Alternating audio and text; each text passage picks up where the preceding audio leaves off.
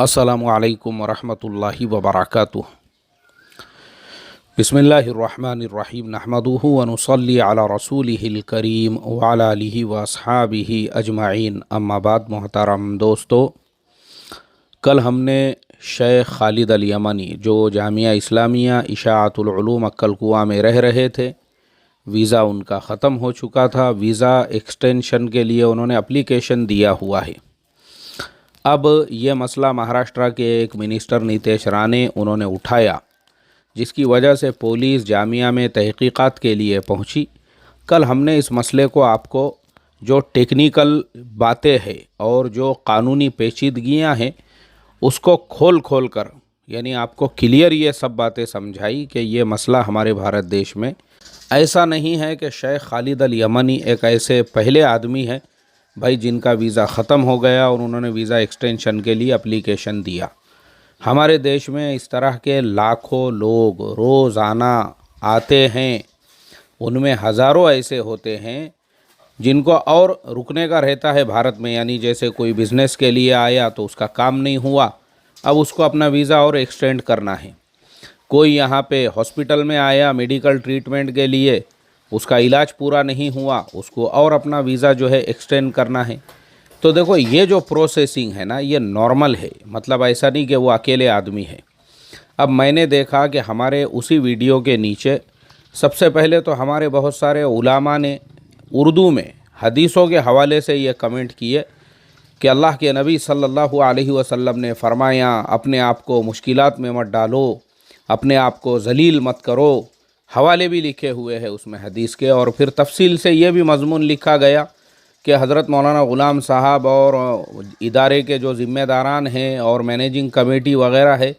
उन लोगों ने अगर वीज़ा ख़त्म हो गया था तो ऐसा कर देना चाहिए था, वैसा कर देना चाहिए था,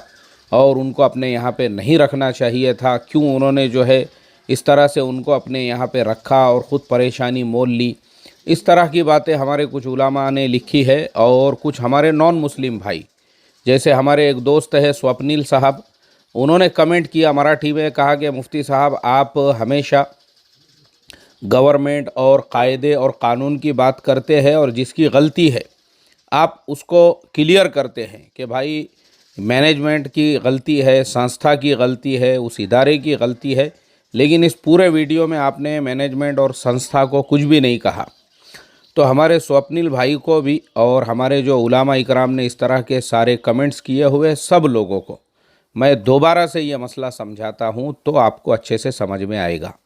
देखो, शेख खालिद अल यमनी का जो मसला है ना, ये ऑलरेडी कोर्ट में चल रहा है, ऑलरेडी कोर्ट के अंदर ज़ेरे सिमाअत है, और कोर्ट ने ही उनको ये कहा कि आप नंदुरबार ज़िला छोड़ के बाहर कहीं भी नहीं जा सकते हैं। और फिर कोर्ट से ही ये परमिशन लिया गया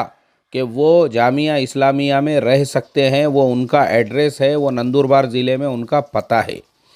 देखो, ये होती है प्रोसेसिंग। मैंने कल भी आपको बताया और आज भी मैं बताता हूँ। पहला मेरा तो आप लोगों से सबसे ये सवाल है कि आप लोगों में से कितने लोगों ने बाहर मुल्कों का सफ़र किए, कितने लोगों के साथ ये बात पेश आई कि वीज़ा ख़त्म हो गया और आपको अब वीज़ा एक्सटेंड करना था, तो आप वहाँ के इमिग्रेशन ऑफिस में गए। आप में से अगर किसी के साथ ये वाक़या पेश आया होगा, जैसे बहुत सारे लोग गल्फ़ में जॉब करते हैं, काम करते हैं, या बहुत से टूरिस्ट वीज़ा लेके जाते हैं,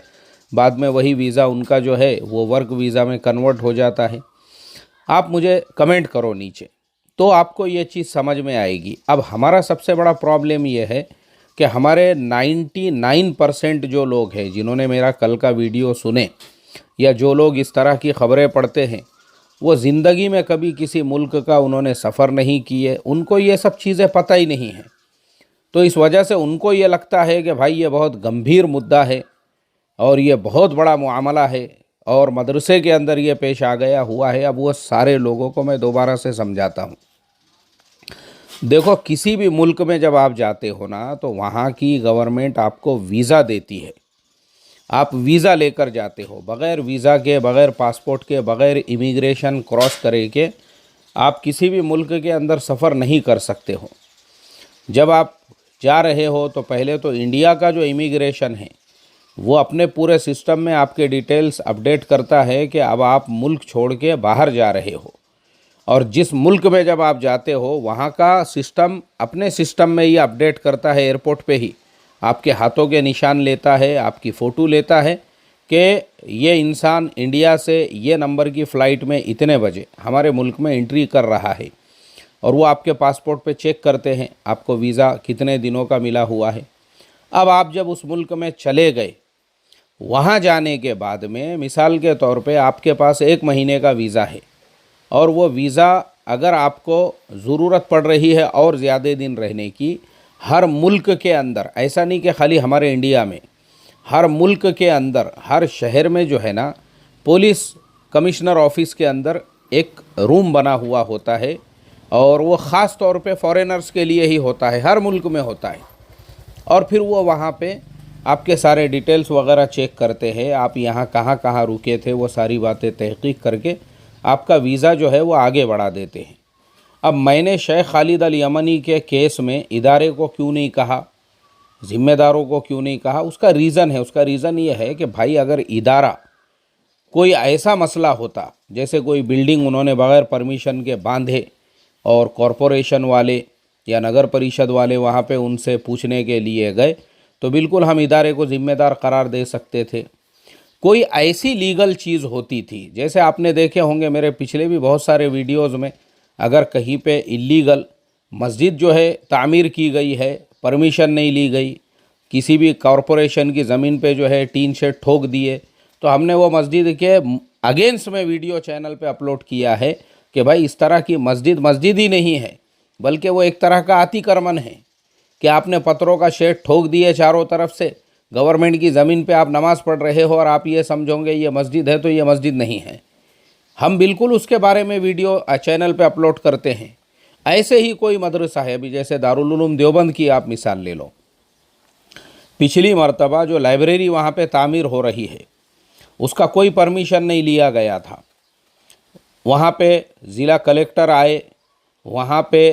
कमिश्नर साहब आए, ये लोगों ने आके जब वहाँ पे इस बात की तहकीकात की,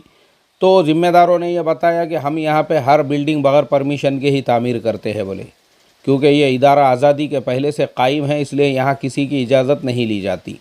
अब आप मेरा उसी टॉपिक पे वीडियो देखो, मैंने कड़े अल्फाज के अंदर ज़िम्मेदारों को उसमें लताड़ा हूँ, और मैंने साफ़ लफ्ज़ों में ये कहा हूँ कि भाई अभी मुग़ल साहब की हुकूमत नहीं चालू है, और ना ही निज़ाम साहब की हुकूमत चालू है कि तुम अभी भी जहाँ तुम्हारा दिल बोला बग़ैर कॉरपोरेशन की, बग़ैर सिस्टम के परमिशन के बिल्डिंग खड़े कर दोगे। ये अमल तुम्हारा सरासर गलत है, ये काम तुमने गलत किए, और ये नहीं करना चाहिए था, क्योंकि उम्मत का करोड़ों रुपया उसके अंदर लगा हुआ है। अब उसी के कंपैरिजन में वापस से हम वीज़ा के मुद्दे पे आते हैं। तो ये जो मुद्दा है ना, इसमें हम ज़िम्मेदारों को कुछ भी नहीं बोल सकते हैं। वजह यह है कि जो शेख खालिद अल यमनी है, ऑलरेडी उनका केस वो कोर्ट में चल रहा है। ऐसा नहीं है कि उन्होंने सिस्टम को जो है, उन्होंने सिस्टम को बताया नहीं, या सिस्टम के पास में एप्लीकेशन नहीं दिया हुआ है। भाई उन्होंने ऑलरेडी सिस्टम को बताया हुआ है, और सिस्टम के पास वीज़ा के एक्सटेंशन की एप्लीकेशन दी हुई है, और सिस्टम ने ही उनको ये कहा कि जब तक तुम्हारे केस का फ़ैसला नहीं हो जाता उस टाइम तक तुम नंदुरबार ज़िला छोड़ के नहीं जा सकते। और एक एड्रेस उन्होंने कोर्ट को दिया कि ठीक है, जब तक मैं फिर नंदुरबार ज़िले में इस गांव में यहाँ पे रुका हुआ हूँ, ये मेरा पता है, अगर कभी भी पुलिस को या सिस्टम को मेरी ज़रूरत पड़ती है तो वो मेरे पास में आ सकते हैं। ये उनका इनफिरादी मामला है, ये उनका इंडिविजुअल मामला है, और तुम लोगों को या सुनने वालों को ये बड़ा इसलिए लग रहा है क्योंकि आप लोगों में से कभी कोई किसी मुल्क में गया नहीं दुनिया के। अब मैं जिस मुल्क में बैठा हूँ, यहाँ मेरे पास में भी 5 साल का वीज़ा है। पहले मैं यहाँ पे आता था 1 महीना 2 महीने का वीज़ा लेके, तो मुझे भी यही दिक्कत आती थी, और मेरा जो कामकाज है उसके लिए वो वीज़ा पुरता नहीं था, तो हमको यही करना पड़ता था। और फिर अगर मान लो हमारा वीज़ा, यहाँ पे भी ऐसी तरतीब थी कि वीज़ा एक ही बार वो एक्सटेंड करते थे, और वो एक्सटेंड होया हुआ वीज़ा जब ख़त्म होने का टाइम आता उसको और एक्सटेंड नहीं करते थे। भाई अब आप अपने मुल्क में जाओ, अड़ोस पड़ोस में किसी मुल्क में जाओ, उसके बाद हम तुम्हारा वीज़ा एक्सटेंड, वो नया वीज़ा लेकर आप यहाँ पे आ जाओ। और शेख खालिद अल यमनी का भी जो मामला और जो मसला है ना, एक्चुअल में जहाँ तक मेरे ये केस समझ में आया वो ये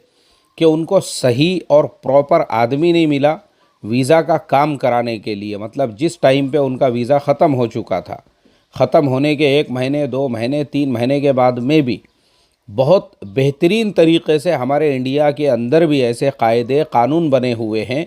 प्रॉपर अगर आप डॉक्यूमेंट सबमिट करते हैं ना, आपका वीज़ा 6 महीने के लिए एक्सटेंड होता है, आपका वीज़ा साल भर के लिए एक्सटेंड होता है, और अगर नहीं तो वो आपके पासपोर्ट पे एग्ज़िट मार देते हैं।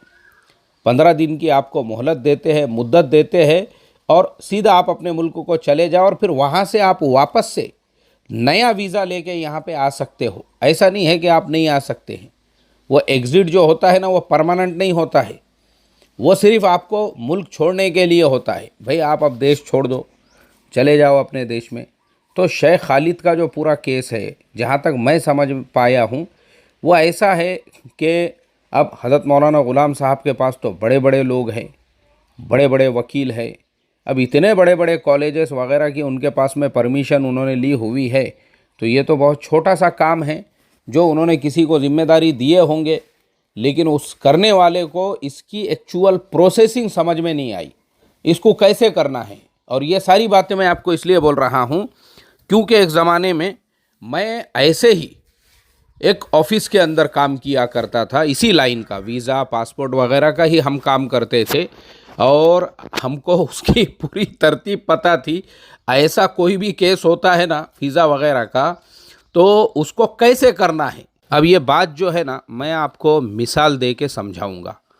मिसाल थोड़ी सी लंबी है, आपके पास में टाइम है तो इसके आगे का सुनो, नहीं तो आप ये समझ लो कि ये टॉपिक यहीं पे ख़त्म हो गया। अब मिसाल ऐसी है कि जैसे मार्केट के अंदर बहुत सारे डॉक्टर्स बैठे हुए होते हैं एक ही बीमारी के।